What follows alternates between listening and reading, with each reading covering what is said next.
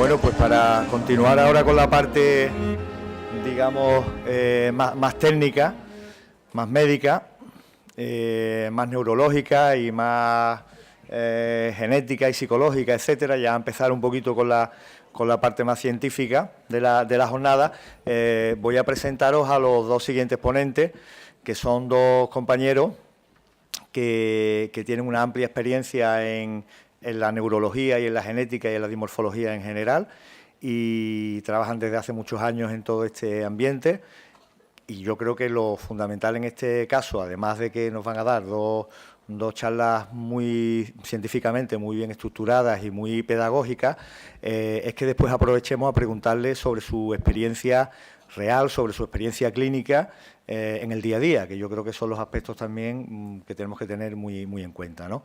Bueno, pues el primero de estos ponentes es nuestro compañero, el doctor Antonio González Meneses, que, bueno, de sobra es conocido como de las personas que más trabajo y que más experiencia acumulan en dimorfología y en genética desde hace muchos años. Trabaja en el Hospital Virgen de Rocío y bueno, pues realiza una labor, ya os digo, desde el punto de vista del diagnóstico de las enfermedades genéticas y dimorfológicas muy importante, y yo creo que es de las personas que más sabe en España de todos estos problemas, incluido del síndrome alcohólico fetal, que es el que hoy nos trae aquí. Él nos va a hablar sobre la evaluación dimorfológica del niño con trastornos del alcohólico fetal, diagnóstico diferencial sindrómico, que es un tema muy complejo. Y nada, Antonio, en tus manos nos ponemos. ¿Ahora? Bien, gracias. Bien, muchísimas gracias a todos ustedes por estar aquí. Es una alegría ver este salón lleno, como decía el director médico, y quiero agradecerles a todos ustedes que estén aquí. Quiero agradecer también a Dolores Sainz, en nombre de la asociación, que haya tenido la amabilidad de invitarme. Y justo antes de empezar, yo quería decirles unas palabras a ustedes como padres. Antes han comentado una serie de circunstancias, bueno, de que ustedes iban sobre todo aquellos que son padres adoptivos, ¿verdad? Y tenían como una sensación de que la vida no les llevaba por donde ustedes habían pensado, pero yo quiero darles una visión un poco diferente. Yo quiero decir que sus hijos tienen muchísima suerte. Han tenido la gran suerte de, en lugar de estar en un orfanato ruso donde los tratan mal, de estar con ustedes, de llegar a unas familias que los quieren, a unas familias que luchan tanto como para conseguir que estén ustedes aquí moviendo lo que están moviendo, y eso verdaderamente es algo maravilloso. Es algo maravilloso para ellos, porque imaginen qué sería de su vida si ustedes no estuvieran en ella. Con lo cual yo quiero desde aquí darles a ustedes una enhorabuena por ese esfuerzo. Es verdad que uno quizás no lo eligió, pero sí que eligieron ser padres tanto que fueron hasta sitios muy lejanos para llegar a ser padres, y eso es algo que verdaderamente sus hijos tienen esa gran suerte. Así que desde ese punto de vista yo no puedo dejar de decírselo. Y ahora voy a hablar sobre un poco qué es la evaluación dimorfológica en el niño con el trastorno de espectro alcohólico fetal y cuáles son los diagnósticos diferenciales que nos tenemos que plantear. No siempre es fácil, pero lo primero que quiero decirles es, bueno, ¿y eso de la dismorfología qué es? ¿Verdad? Bueno, la dismorfología al final es una rama de la genética clínica que estudia determinadas características físicas para intentar encontrar un origen a un problema concreto. A veces es algo tan sencillo como ver las características físicas de una persona que pudiera tener síndrome de Down. Todos lo reconocemos, aunque luego cada niño es diferente o cada persona es diferente, pero todos reconocemos a una persona con síndrome de Down. Bien, igual que hacemos con la persona con síndrome de Down, y pongo este ejemplo porque es de todos conocido, pues puede ocurrir con otra serie de procesos que tienen unas características comunes. Y eso es lo que nosotros conocemos como síndrome, un conjunto de características que pues suelen, no siempre son iguales, hay muchas variaciones, pero suelen ser comunes en un proceso patológico y nos orientan a un posible origen común. No es algo más que una interpretación subjetiva y, por tanto, como interpretación subjetiva, está expuesta a interpretaciones que no necesariamente tienen que ser claramente objetivas, que son otro tipo de cosas. Hay datos objetivos, como una malformación. Si a mí me falta una mano, eso no es subjetivo. Creo que usted tiene más o menos una mano, ¿no? Mire usted, o la tengo o no la tengo, ¿verdad? Pero luego hay otros datos, como puede ser que sí pueden ser más subjetivos, como pueden ser la apariencia, determinados rasgos faciales o incluso el comportamiento. Aunque nosotros tenemos herramientas para medir determinados trastornos neuropsicológicos, hay veces que el comportamiento más o menos inquieto pues va a depender mucho del observador en muchas ocasiones. Y eso es una circunstancia importante a tener en cuenta. ¿Qué nos permite un diagnóstico sindrómico, aunque sea, que es lo que hacemos muchas veces los dismorfólogos? Pues a veces, no siempre, nos puede orientar sobre pronósticos, seguimiento o riesgo de recurrencia, que es, en el caso del síndrome alcohólico fetal, quizás no se aplica, pero en otro tipo de trastornos genéticos sí que se aplica. Todos ustedes, y voy a hacer una pequeña introducción, conocen que el alcohol es un efecto teratogénico. ¿Qué es teratogénico? Pues que puede afectar al feto que está creciendo y por tanto puede causar daño en el feto. Porque el alcohol tiene una capacidad, que es que atraviesa las dos barreras que se tienen cuando una mujer está embarazada. Hay dos barreras que están diseñadas para proteger al feto de agentes externos, no solo para protegerlo, pero también para protegerlo. Una es la barrera placentaria y otra es la barrera hematoencefálica, que aísla el cerebro de influencias externas, ¿verdad? Bueno, pues el alcohol las atraviesa fácilmente ambas. Por tanto, llega directamente, sabemos que el alcohol provoca abortos y placentas insuficientes y sabemos que altera el desarrollo embrionario de diferentes órganos, entre los que están el cerebro, el corazón y el crecimiento global. ¿Qué ocurre? Que no siempre es fácil, como ustedes bien conocen, diagnosticar el síndrome de alcohol fetal. La exposición prenatal al alcohol no siempre es fácil porque la exposición al alcohol, que es una causa necesaria, no siempre es conocida. O bien porque se oculta, y eso es algo que ocurre en todas las culturas, ¿verdad?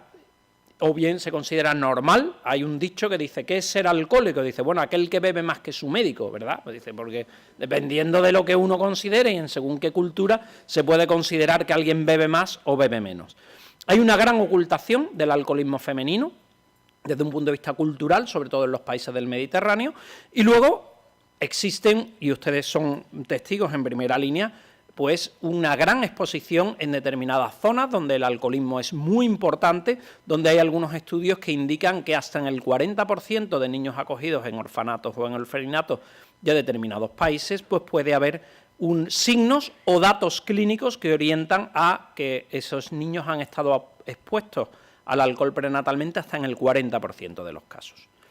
Pero no sabemos qué cantidad de alcohol es más dañina que otra, sabemos que mientras más peor, ¿verdad? Pero hay personas que tienen una variabilidad personal muy importante y luego hay una variabilidad fetal muy importante. Va a depender de la cantidad de alcohol ingerida y no es extraño que en una misma persona, una misma madre alcohólica, nosotros veamos que conforme avanza los años, los niños tienen más características y de hecho el último niño, por decirlo de alguna manera, el más pequeño, tiene mayores características de síndrome de alcohol fetal que el primero, si bien la madre bebió siempre, porque normalmente el alcoholismo es algo que empeora con el tiempo. Cada vez uno bebe más, cada vez bebe con mayor frecuencia y cada vez bebe durante más tiempo. Aparte de que suele uno cuidarse menos conforme avanza el alcoholismo, con lo cual es una enfermedad crónica, pero que puede ir aumentando con el tiempo. Otra dificultad es la ausencia de pruebas objetivas postnatales, es decir, existe muy pocas pruebas que un niño con 2 años yo pueda hacerle y objetivamente me diga, igual que si yo miro los niveles de colesterol, ¿verdad? Pues mire usted, si usted tiene tal cuestión elevada, pues esto indica que la madre bebió durante el embarazo y si la tiene baja, pues no tenemos esas pruebas. Por lo tanto, no hay unos marcadores específicos, se están buscando algunos patrones de metilación, pero no deja de ser ahora mismo una cuestión verdaderamente experimental, que no está validada en la práctica real y lo que se está es mirando en ratones si determinados patrones de cambio de la estructura del ADN sugerirían que pudieran ser debidos a la exposición prenatal al alcohol y algunas pruebas placentarias. Pero fuera de ese momento inicial, la verdad que no tenemos unas herramientas fáciles ni difíciles, no tenemos herramientas que nos permitan saber de manera objetiva si estamos ante un niño afecto de SAF de una manera fácil, de una manera clara. Y, por tanto, va a requerir que utilicemos criterios diagnósticos, es decir, una serie de características que las puntuaremos, y en eso va a hablar mejor el doctor Pascual Vaca posteriormente, y hacer diagnósticos diferenciales con otros procesos que a veces pueden ser separados o a veces pueden estar juntos. Es decir, nada implica que un niño pueda tener síndrome de Down y síndrome de alcohol fetal simultáneamente si la madre bebió durante el embarazo. Hay algunas características orgánicas que nosotros sabemos que provoca el alcohol, como son alteraciones de la estructura cerebral, la cabeza más pequeña, alteración de esas conexiones cerebrales, menor volumen en determinadas zonas concretas que son críticas, y que eso provoca secundariamente una alteración en la función, aunque a veces vemos la alteración en la función y no somos capaces de ver por fuera, de manera objetiva, alteraciones claras en la estructura. Obviamente, si hay una alteración en la función, hay veces que si yo cogiera una muestra del cerebro y lo analizara, pues a lo mejor sí encontraría determinadas alteraciones, pero eso es obviamente algo que no se hace en una persona que está viva, porque sería una cosa completamente absurda. A veces podemos encontrar malformaciones cardíacas, como defectos troncoconales, transposición de las grandes arterias, son las más frecuentes. Son niños algo más pequeños, aunque eso no siempre ocurre, y a veces puede además haber, si ha habido un embarazo poco cuidado, una prematuridad, que todo lo empeora, que todo lo afecta, que todo lo agranda, ¿verdad? Pero ¿cuál es el inconveniente? Y lo pongo en grande. Estas alteraciones que estamos viendo no son exclusivas del síndrome de alcohol fetal. Se ven en muchísimos procesos, se ven cardiopatías, en muchísimos procesos se ven microcefalia, en muchísimos procesos se ven alteraciones del comportamiento o retraso. Las características más típicas que nos fijamos los dismorfólogos son el crecimiento, que suele estar disminuido más en peso que en talla. Son niños más bien delgados que bajitos, aunque pueden ser las dos cosas, y se considera que por debajo del percentil 10 es lo habitual, es decir, no suelen ser niños tan pequeños como para ser, aunque los hay, extremadamente pequeños, sino más bien de los más pequeños de la clase, ¿verdad? El crecimiento suele estar afectado más incluso postnatalmente que prenatalmente, por eso lo pongo en mayúscula, y además a esto le añadimos aspectos multifactoriales. Hay aspectos étnicos, hay etnias más grandes y etnias más pequeñas, ¿verdad? Y eso lo sabemos. Hay tallas bajas familiares, obviamente va a depender también de la talla de los padres biológicos, que no siempre lo conocemos, y de la alimentación que haya ido llevando. Con lo cual muchas veces hay muchas circunstancias que no conocemos adecuadamente. Las que más nos preocupan a todos, ¿verdad?, son las alteraciones cerebrales, obviamente. La microcefalia, como he dicho, es que yo tenga un perímetro craneal pequeño. ¿Y qué entiendo por pequeño? Aquí sí tenemos una medición objetiva. Los pediatras, como ustedes saben, somos unos médicos que parecemos sastres muchas veces en la consulta porque llevamos colgando una cinta métrica. El objetivo es medir, porque esa medición nos transforma datos subjetivos, me parece que la cabeza es pequeña, a un dato objetivo. Esto mide 30 centímetros, 50 centímetros, 40 centímetros. Si eso lo llevamos a unas tablas que están hechas en población general, nosotros podemos estimar si eso es objetivamente grande u objetivamente pequeño. Que sea grande o pequeño no necesariamente tiene que ser patológico, pero sí que nos da un valor objetivo. Transformo, me parece que la cabeza es pequeña, en un dato numérico que sí puedo convertir en objetivo. Nosotros consideramos microcefalia un perímetro craneal, que es la medida del cerebro tomada con una cinta métrica a la mitad de la cabeza. Lo que hacemos realmente es estimar volumen cerebral. Nosotros, mediante el perímetro y asumiendo un tamaño de cabeza normal, estimamos el volumen cerebral. Y por tanto, si mi volumen cerebral es pequeño, quiere decir que yo tengo menos neuronas. Eso es una cuestión clara. Si tengo menos capacidad craneal, pues es porque tengo menos neuronas. Es frecuente encontrar malformaciones en determinadas áreas, el cuerpo calloso, los lóbulos prefrontales, los ganglios basales, el diencéfalo, y además alteraciones de funcionamiento. Podemos decir que hay neuronas supervivientes al efecto del alcohol, que vamos a ver a continuación, que están mal adaptadas y funcionan mal. Y además puede haber otros factores genéticos que pueden ser modificadores. Hemos dicho que puedo padecer otra enfermedad que afecte, pero se saben que determinadas mutaciones no necesariamente se ha visto en un pequeño porcentaje de casos, pero que no tienen por qué ser dañinas, cuando se combinan con el alcohol sí que dan problemas. Y es algo que empeora las características. El alcohol, como vemos en este cuadro que ha adaptado de esta publicación muy reciente, provoca dos tipos de daño. Por una parte, una alteración vascular, una neuroinflamación y una cicatrización de ese cerebro que se está formando. Es un cerebro que se está formando y provoca todos estos daños, que sería lo que estamos viendo aquí arriba. Esto no, es al revés, perdón. ¿Vale?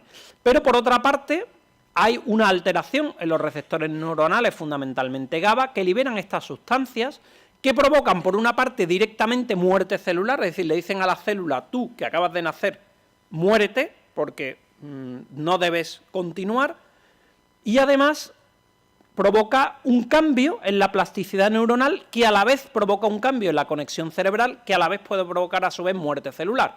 Y esta muerte celular a su vez desequilibra al resto de las neuronas y, como ven ustedes, en un bucle, ¿verdad?, verdaderamente crítico, pues altera toda la estructura de conexión y de cómo las neuronas se hablan y acaba dando a su vez muerte cerebral, con lo cual tenemos un cerebro donde el número de neuronas que tenían que estar pues es menor.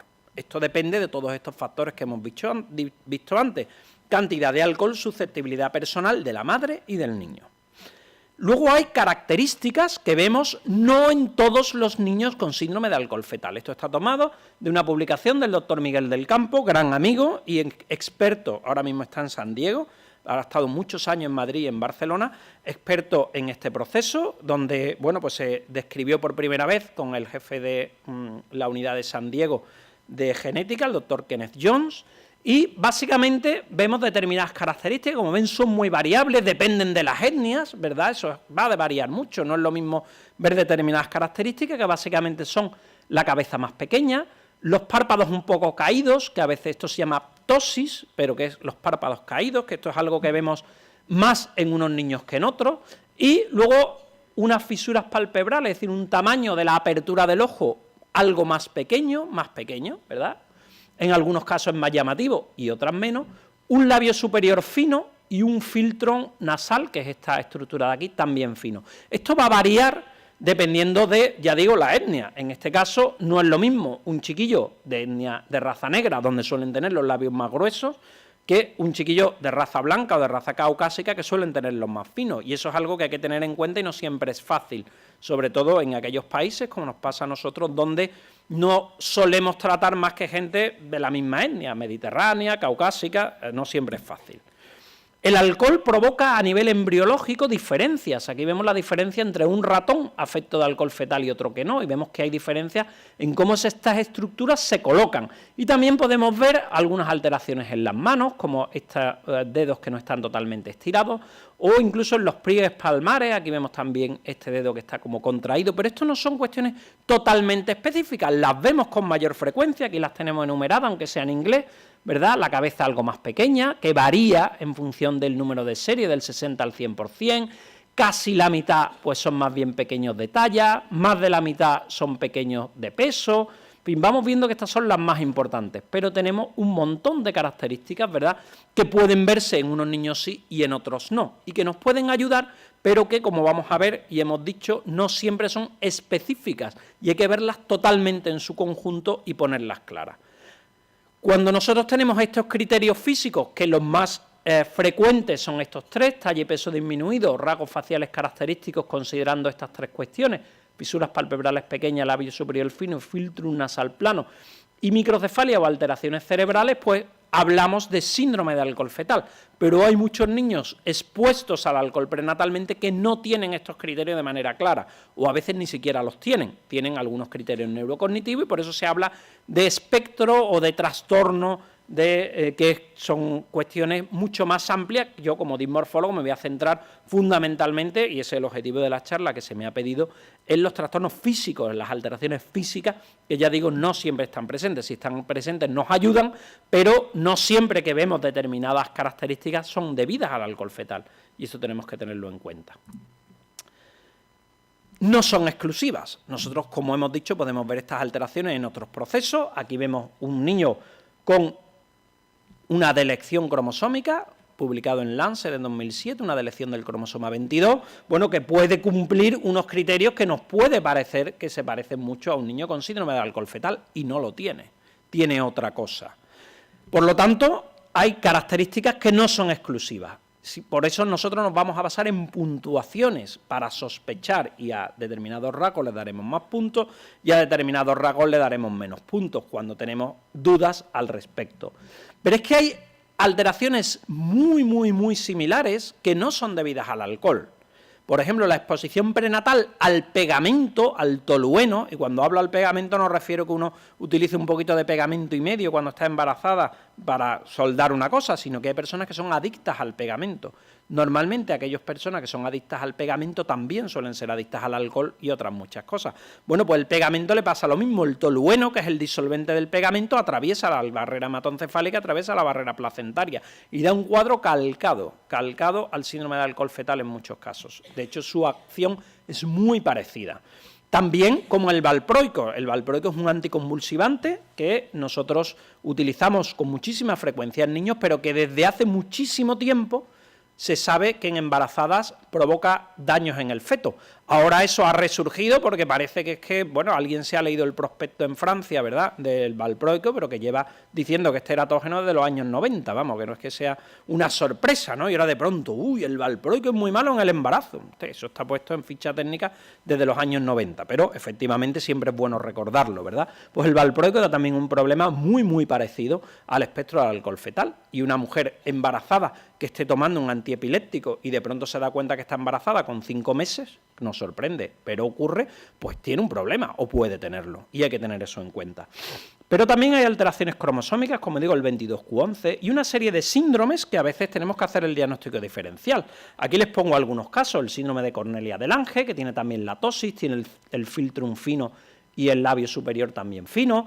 El síndrome de Wiedemann-Steiner, que da unas características muy parecidas. Vean ustedes que este chiquillo de la Wiedemann-Steiner Foundation, podríamos decir perfectamente que pudiera tener SAF, y no lo tiene. Tiene un proceso monogénico conocido, o el 22q11, también tomado de esta página de Dermatology Advisor, o incluso el síndrome de Noonan, aunque la mayoría de estos procesos, cuando nosotros los valoramos en una consulta de dismorfología, habitualmente somos capaces de hacer el diagnóstico diferencial con bastante facilidad, en la mayor parte de los casos, porque hay algunas otras características que nos orientan.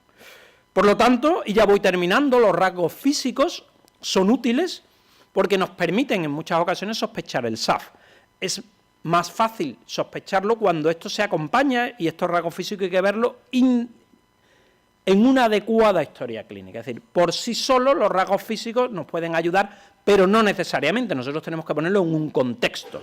No es lo mismo estos rasgos físicos en un niño que viene por otro motivo y que no tiene una sospecha alta de síndrome de alcohol fetal, que un niño, por ejemplo, adoptado de un país del este, donde estos rasgos físicos inmediatamente van a alertarnos al síndrome de alcohol fetal, mientras que en otras circunstancias vamos a tener que estar nosotros mucho más atentos. Tendremos que hacer el diagnóstico diferencial con estas cuestiones, y no es lo mismo que tengamos una confirmación de esa exposición prenatal al alcohol, que la sospechemos, a que sea negada reiteradamente o no haya ningún dato objetivo. Si no lo hay, todo se hace mucho más difícil.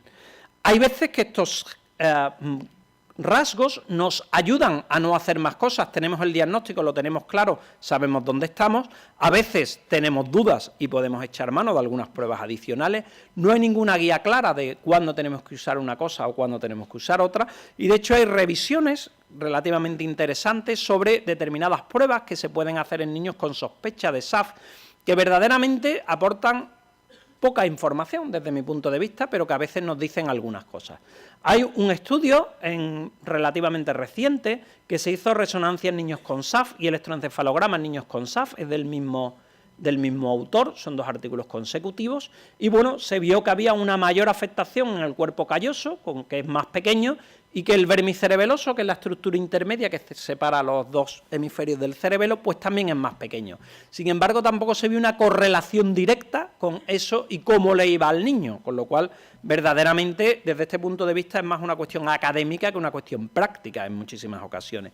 Igual el electroencefalograma, de 61 niños, en 14 había alteraciones, pero prácticamente solo 1 tenía una epilepsia, con lo cual eran alteraciones que nos decían que algo había, ¿verdad?, en cuanto a que el cerebro no funcionaba bien, cosa que por otra parte ya casi que se estaba viendo, pero que realmente no era una epilepsia como tal. Y cuando se relacionaron, porque eran la misma corte de niños, con los hallazgos de resonancia, se vio que no tenían nada que ver, que la alteración de la resonancia estaba en un sitio y las alteraciones en el electro estaban en otro, con lo cual, bueno, pues es algo que nos deja más confusos que verdaderamente claros, ¿no? Y la pregunta no tiene una respuesta para todas las personas igual. ¿Hay que hacerle resonancia electro a todos los niños con SAF?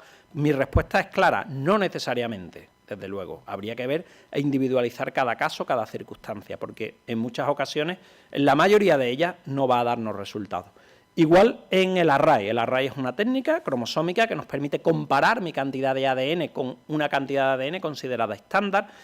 Cuando son niños adoptados y no tenemos a los padres para comparar, dificulta mucho la interpretación en muchos casos y, por tanto, nos podemos encontrar cuestiones que no vamos a saber responder.